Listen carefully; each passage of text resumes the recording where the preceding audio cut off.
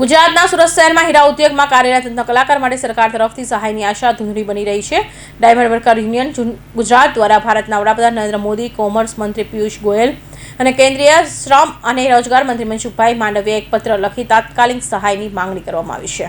આ પત્રમાં રત્ન કલાકારો પર અમેરિકાની ટેરિફ નીતિના નકારાત્મક અસર અને ગંભીર ચિંતાઓ વ્યક્ત કરવામાં આવી છે। ટેરિફના કારણે હીરા ઉદ્યોગમાં મંદી આવી છે, જેના કારણે લાખો કામદારોના રોજગારમાં ખલેલ પહોંચ્યું છે। ગુજરાતના મુખ્યમંત્રી દ્વારા રત્ન કલાકારો માટે સહાય આપવાની બાંયધરી આપવામાં આવી હતી। મુખ્યમંત્રીના નિર્દેશ હેઠળ રચાયેલી કમિટીએ આ બાબતે પગલાં લેવાનું આશ્વાસન આપ્યું હતું। જો કે 26 દિવસ બીતી ગયા છતાં પણ સરકાર તરફથી કોઈ પણ પ્રકારની જાહેરાત કે સહાય મળી નથી।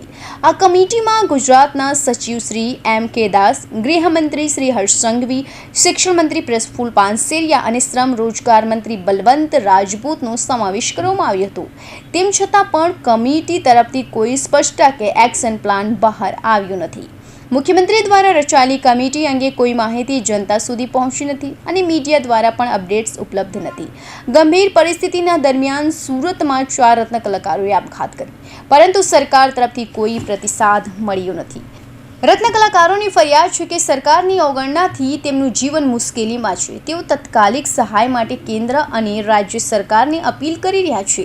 આગામી સમયમાં સરકાર શું પગલાં લે છે અને રત્ન કલાકારોને કેટલું સહયોગ મળે એ જોવું રહ્યું। નમસ્કાર, હું છું Bhavesh Tak, diamond worker union vice president.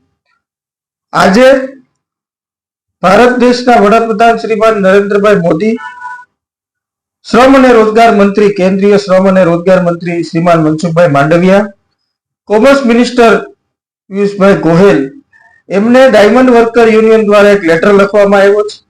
America દ્વારા જે ટેરિફ લાગવામાં આવ્યું છે, એ ટેરિફના કારણે હીરા ઉદ્યોગની અંદર મોટી આફત આવવાની અમને આશંકા છે ને સીધી અસર રત્ન કલાકારોને થાય છે। 2 વર્ષથી આ મંદી છે અને 2 વર્ષથી આ મંદીના કારણે આત્મહત્યાના બનાવો વધે છે। ત્યારે રત્ન કલાકારોને મદદ કરવા માટે કેન્દ્ર સરકારને અમે રજૂઆત કરી છે લેટરના માધ્યમથી, અને ગુજરાતના મુખ્યમંત્રી સાહેબે જે બાહેધરી આપી હતી એ બાહેધરી અને જે કમિટી બનાવી હતી એ કમિટીને આજે 25 થી વધારે દિવસો થયા છે।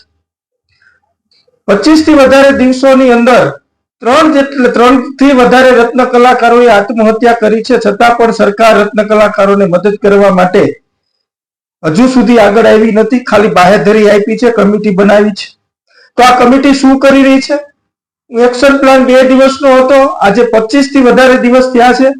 અમે આશા અને અપેક્ષા રાખીએ છીએ કે રત્ન કલાકારોની સાથે સરકાર છે કે નથી, ખુલાસો સરકારે કરવો જોઈએ। અને આ જે કમિટી છે એ કમિટી કઈ દિશાની અંદર કામ કરી રહી છે એની માહિતી મીડિયા સમક્ષ આવી અને લોકો સમક્ષ મૂકવી જોઈએ, જેથી કરી લોકોને સરકાર ઉપર વિશ્વાસ વધે અને રત્ન કલાકારોને એમ થાય કે સરકાર અમારી પડખે છે ને સરકાર અમારી મદદ કરવા માટે તત્પર છે। આભાર।